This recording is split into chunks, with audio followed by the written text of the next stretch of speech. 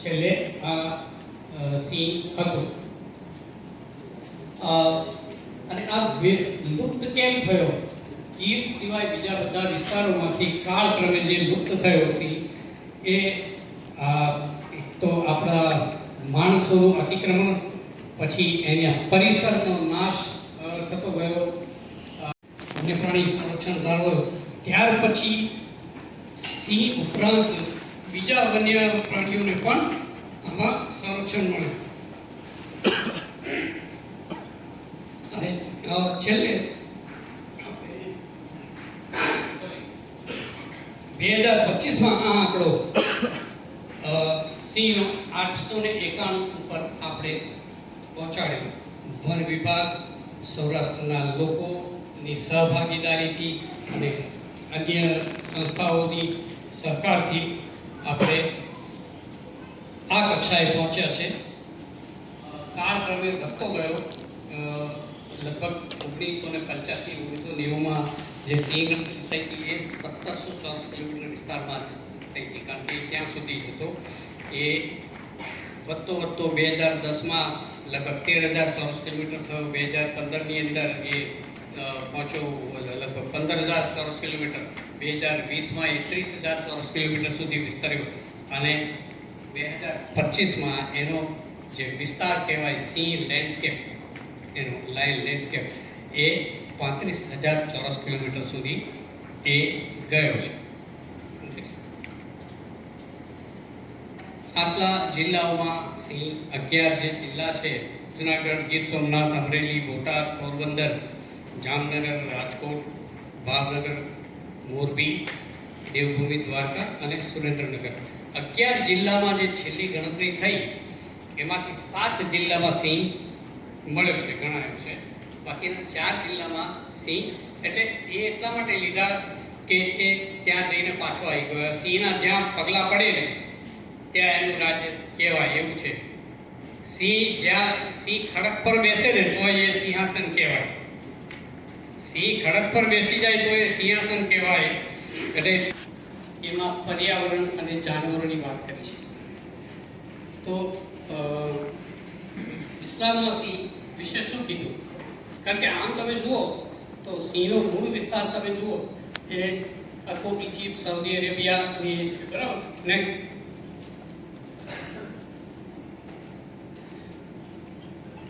મુસ્લિમ ધર્મની અંદર સિંહ એક મૂળભૂત વિચાર છે.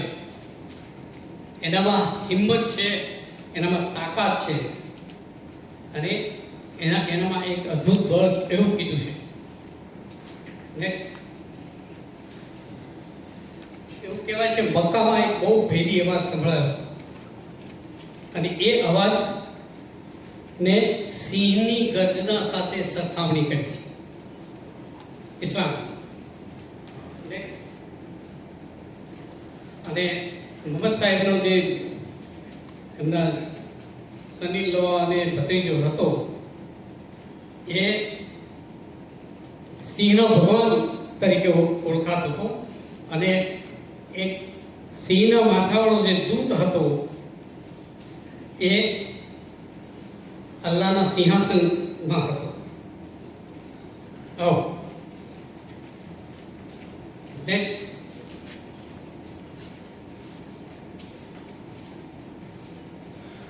એવું કહેવાય છે કે સિંહ જ્યારે ગર્જના કરે ને ત્યારે ભગવાન પૈગંબરને ખુદાને એવું કહેતો હોય છે સિંહ પોતે કે મને કોઈ સજ્જન અને સારા માણસ નો શિકાર કરવાનું ના કહેશો. મને કોઈ સજ્જન કે સારા માણસ તરફ દુષ્કર્મ કરવાનું ના કહેશો એવું. નેક્સ્ટ, ઇસ્લામમાં સિંહનું માંસ હરામ છે, બરાબર. નેક્સ્ટ, આ બધા એના ગુણો ઇસ્લામમાં કીધા છે કે ભૂખ્યો હોય તો પણ એ ધીરજ રાખે છે. પછી એનું આપણે બધાને ખબર છે સિંહ ખાય ત્યારે ચાવતો નથી, કોકડા કરીને કરતો હોય, કારણ કે એને ચાવવા માટે રાડો નથી, બરાબર. કોઈ બી કાર્નિવોર નહીં તમે, એટલે એ ચાવતો નથી. નેક્સ્ટ, એની પકડ છે ને બહુ પાવરફુલ છે, પાવરફુલ ગ્રીપ. પછી એને કોઈ બીજા એના ટોપ પ્રેડેટર જે કહેવાય એની સમકક્ષ એની હાથે ભાઈબંધી નથી રાખતો. વાઘ હાથે ભાઈબંધી રાખે, દીપડા સાથે રાખે. નેક્સ્ટ, અને બધા શિકારીઓની વચ્ચે એ પોતે લડી આપે ટકી રહેવા માટે. એવું કહેવાય છે કે હઝરત અબ્દુલ્લા એક કારમાં એટલે કાફલો લઈ જતા હતા અને સિંહ વચ્ચે બેઠો હતો. તો એમણે સિંહનો કાન પકડી અને સિંહને બાજુ પર કર્યો. આ તો ઇસ્લામની અંદર જે લિટરેચરમાં જે વાતો મળે છે એ વાત કરું છું. નેક્સ્ટ, અકબર કરી અને એક મોહમ્મદ પૈગંબરનો વિરોધી હતો. એટલે કે અલ્લાહના જે મેસેન્જર હતા સલાહુ, અને એણે આટલાને શ્રાપ આપ્યો કે તમારામાંથી કોઈક એવું જાનવર છે ને એ આને મારવા મોકલો. અટવા ચર્ચની ઉપર ત્રીજા માળે સૂતો તો એને સિંહે ત્યાંથી શોધી કાઢીને સૂંઘીને મારી નાખ્યો, એવી વાર્તા છે. નેક્સ્ટ,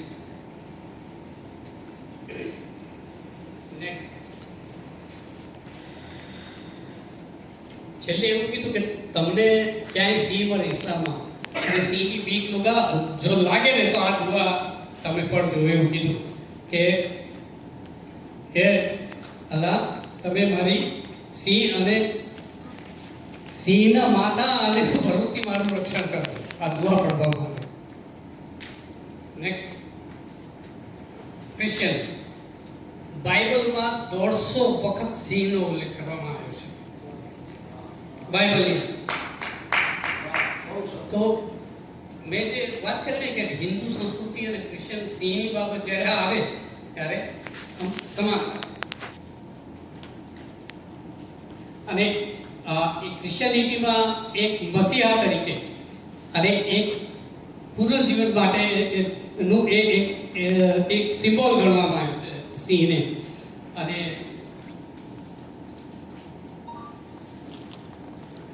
ક્રિશ્ચિયાનિટીમાં સિંહને એક પ્રકાશનો પુંજ માનવામાં આવ્યો છે, બીકન ઓફ લાઇટ, દિવાળાની, બરાબર, જેમાં હિંમત, બહાદુરી અને એની ડિગ્નિટી, ઉદારતા અને એ બધા ગુણો જોયા છે ક્રિશ્ચિયાનિટી.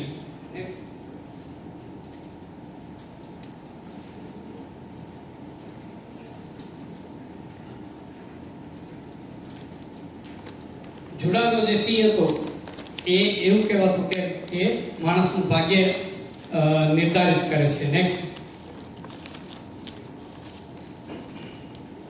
અને એ અનિષ્ટોનો નાશ કરી અને પછી ક્રાઇસ્ટ સાથે એક નવું સંબંધનું નવીનીકરણ કરે છે. નેક્સ્ટ, જૈન, આપણે બધાને ખબર છે જૈન એટલે અહિંસા, બરાબર ને?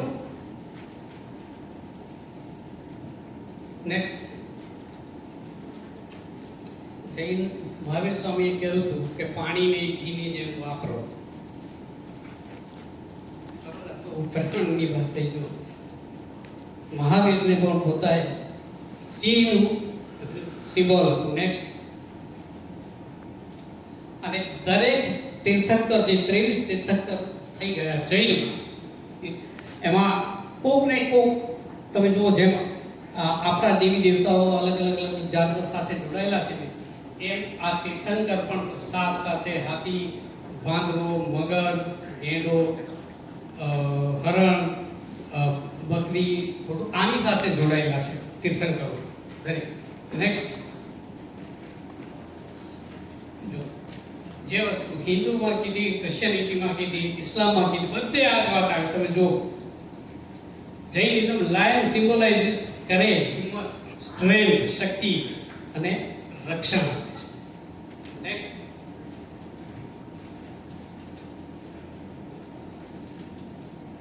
અને એમાં જે અંબિકા છે એ સિંહની સવારી કરતા બતાવે છે. એમાં અને એમાં સિંહની આ જે લાક્ષણિકતાઓ છે, એની ગુણો છે, એની બહાદુરીના અને ડર નથી એનામાં, એ આખી જૈન ફિલોસોફી એની પર આધારિત છે. આમ જુઓ ને તો તમે સિંહ છે ને આપણને આપણા જીવનના નવ રસ કયા ખબર છે કોઈને?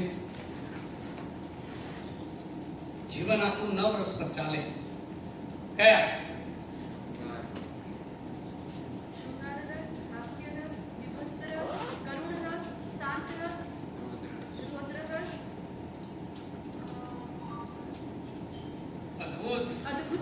અદ્ભુત રસ. તાલી પાડો. જીવનના નવે નવ રસ જુઓ ને તો તમને સિંહમાં જોવા મળશે. ફરીથી બોલો. શ્રૃંગાર રસ. બરાબર. સૌંદર્ય તો ભરી પડ્યું છે એના. પછી કરુણ રસ, બીજા પ્રત્યેનું કંપા. તમે જુઓ કે આમ બહુ દુર્લભ એવા કિસ્સા પણ જોવા મળ્યા છે કે સેરેંગેટીની અંદર એક સિંહણે વાઇલ્ડ બીસ્ટના બચ્ચાને 15 દિવસ સુધી, જેનો શિકાર છે એને માની જેમ સાચવ્યો. એવા 2-3 બનાવો જોવા મળ્યા છે. અને એનાથી ઉપર આજ તો એનો શિકાર હતો. આપણા ગીરમાં લગભગ 2020માં સિંહણ દીપડાના બચ્ચાને દવડાવતો અહીંયા મેદડા રેન્જની અંદર દેવળિયા વિસ્તાર. એ સિંહણને પોતાની 2 બચ્ચા કે 3 બચ્ચા તો હતા જ, પણ એને દીપડાનું અનાથ બચ્ચું હતું એને પણ સાચવ્યું. 3 મહિના સાચવ્યું. પછી એ એના કુદરતી મોતે મરી ગયું. પણ એ પછી નેક્સ્ટ રૌદ્ર તો બધાને ખબર છે, સિંહનું રૌદ્ર રૂપ જેને જોયું હોય. હા, વીર પાછો પડે નહીં કોઈ. બરાબર. બાકર બચ્ચા લાખે બિચારા, સિંહણ બચ્ચું એક હજાર. બરાબર. અને દિવસના બરાબર 1 મહિના પહેલા અને પછી આપણે 3 જજ પાસે એ બધી સ્ટોરીને ઇવેલ્યુએટ કરાવી અને એમાંથી 3 નંબર 3 બેસ્ટ સ્ટોરીઝ જે સિંહ ઉપરની છે, એ 3 બેસ્ટ સ્ટોરીને આપણે આજે આ પ્લેટફોર્મ પરથી ઇનામ આપવા જઈ રહ્યા છે. અને એ ઇનામ જાહેર થઈ જાય, સ્ટોરી રાઇટિંગના અવોર્ડ જાહેર થઈ જાય પછી આપણા જે લાયન એક્સપર્ટ્સ છે એમની સાથે એક સીધો સંવાદ, એટલે કે પેનલ ડિસ્કશન આપણે કરવું છે. એટલે પેનલ ડિસ્કશન પહેલા આપણે સ્ટોરી રાઇટિંગ કોમ્પિટિશનનું રિઝલ્ટ ડિક્લેરેશન કરીએ છીએ અને પછી પેનલ ડિસ્કશન શરૂ કરીએ છીએ. તો હું ફરીવાર અમારા ડૉક્ટર ઉત્કર્ષ પ્રજાપતિને વિનંતી કરું કે સ્ટોરી રાઇટિંગ કોમ્પિટિશનનું એનાલિસિસ આપણને કહેશે અને એનું રિઝલ્ટ ડિક્લેર કરશે.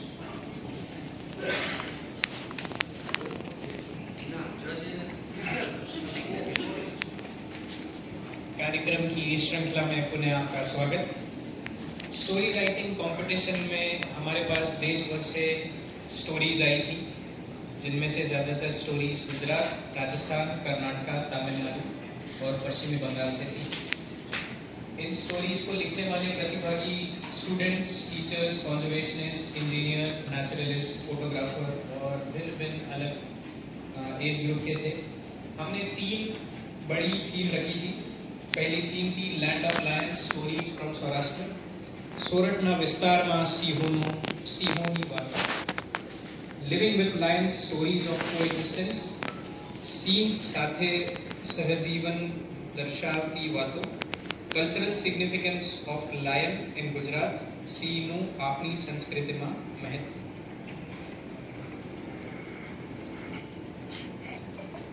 સ્ટોરીઝ 3 જજ પાસે આપણે ઇવેલ્યુએટ કરાવેલી. એમાં એક જજ છે એવા હતા કે જેની પાસે ફોરેસ્ટનું અને લાયન વિશેનું એક્સપર્ટીઝ હોય. એક જજ એવા હતા કે જેમની પાસે સ્ટોરી ઇવેલ્યુએટ કરવાનું એટલે કે કન્ટેન્ટ ઇવેલ્યુએટ કરવાનું એક્સપર્ટીઝ હોય.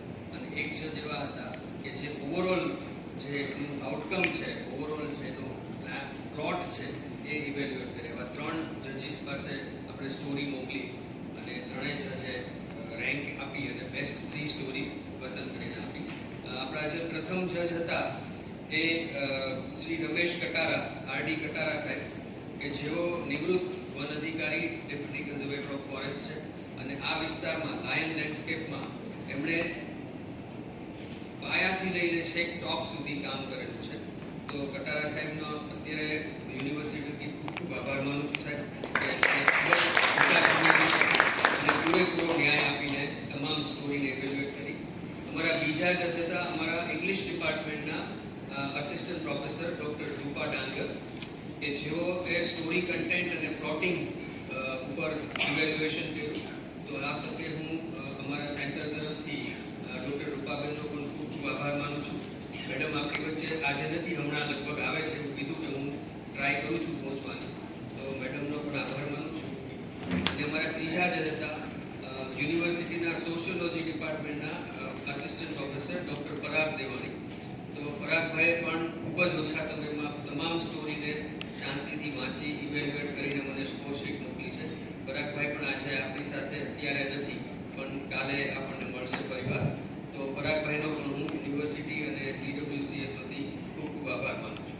હવે આ ત્રણેય જજે જે સ્કોરશીટ આપી એ સ્કોરશીટને અમે લોકોએ એનાલાઇઝ કરી અને એમાંથી અમે બેસ્ટ 3 સ્ટોરી ચોઇસ કરી છે. તો ઉત્કર્ષ હવે ત્રણેય સ્ટોરીના ટાઇટલ અને એમના વિજેતાના નામ ડિક્લેર કરશે. આ વિજેતાઓને યુનિવર્સિટી તરફથી ફર્સ્ટ જે વિજેતા છે એમને 5,000 રૂપિયા રોકડ રકમ આપીએ છીએ. સેકન્ડ જે વિજેતા છે એને 3,500 રૂપિયા રોકડ ઇનામ આપીએ છીએ. અને થર્ડ પ્રાઇઝ છે એને 1,500 રૂપીસ રોકડ ઇનામ અને સ્ટોરી રાઇટિંગનું મેરિટ સર્ટિફિકેટ આપણે આપીએ છીએ. અને આ ત્રણેય સ્ટોરી છે એને અમે એવું વિચારીએ છીએ કે એને સારે લેખક પાસે પરિવાર મઠારી એના પર થોડું કામ કરી અને પછી એને યુનિવર્સિટી ખાતેથી અમે પબ્લિશ કરવા જઈ રહ્યા છીએ. તો પહેલા તો જેટલા લોકોએ સ્ટોરી લખી છે બધા જ લોકો માટે આપણે તાળીઓથી ટોટલ કેટલી સ્ટોરી હતી? 45 સ્ટોરી આપને મળી હતી. તો 42 જણા માટે આપણે તાળી પાડીએ કે એ 42 જણાએ પેલા ત્રણને ચાન્સ આપ્યો બેસ્ટ સ્ટોરી બોલવાનો.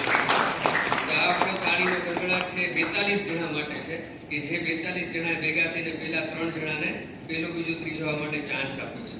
તો 42 જણાનો ખૂબ ખૂબ આભાર માનું છું. અને હવે આપણે સ્ટોરી રાઇટિંગ કોમ્પિટિશનનું રિઝલ્ટ ડિક્લેર કરીએ. આખા ભારત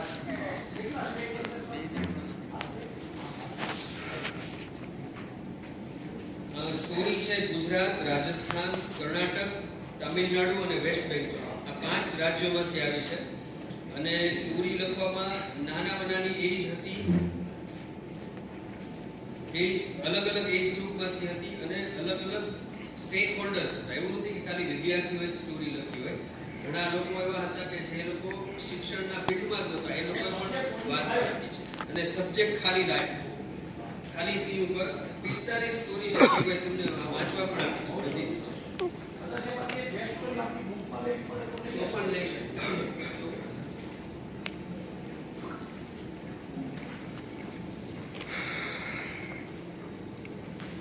तीसरे पायदान पर जो लड़े हैं वो है अमरानिया दिया विपुल भाई.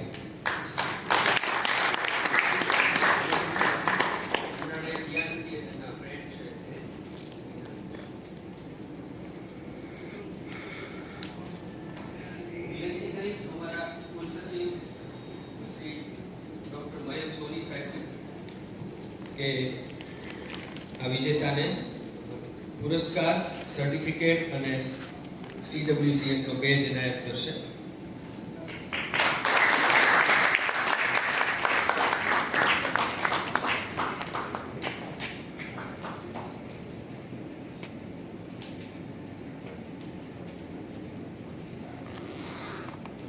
दूसरे पायदान पर रही रिया सिनील साहब. इनकी स्टोरी का टाइटल था the one with amber eyes he didn't road he remembered. ये सर वेस्ट बंगाल से थी. બીજા નંબરે જે સ્ટોરી આવી છે વેસ્ટ બેંગોલથી છે અને એ દીકરીને અત્યારે એક્ઝામ હતી અને એને કીધું કે હું આવી નહીં શકું, એટલે આપણે એને ત્યાં એની રકમ અને સર્ટિફિકેટ આપણે પહોંચાડી આપશું. પ્રથમ નંબર प्रथम स्थान पर रहे हैं वाघेला अरविंद भाई भरत भाई. इनकी स्टोरी का टाइटल था हमारी राजमाता.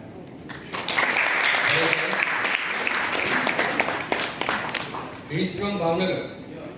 હું વિનંતી કરીશ રોહિતભાઈ, મયંકભાઈ અને પ્રેમભાઈને કે પ્રથમ ઇનામ માટે સર્ટિફિકેટ, રોકડ રકમ અને બેજ આપે. ધીરુભાઈ તમે પણ સાથે જોડાઓ પ્લીઝ.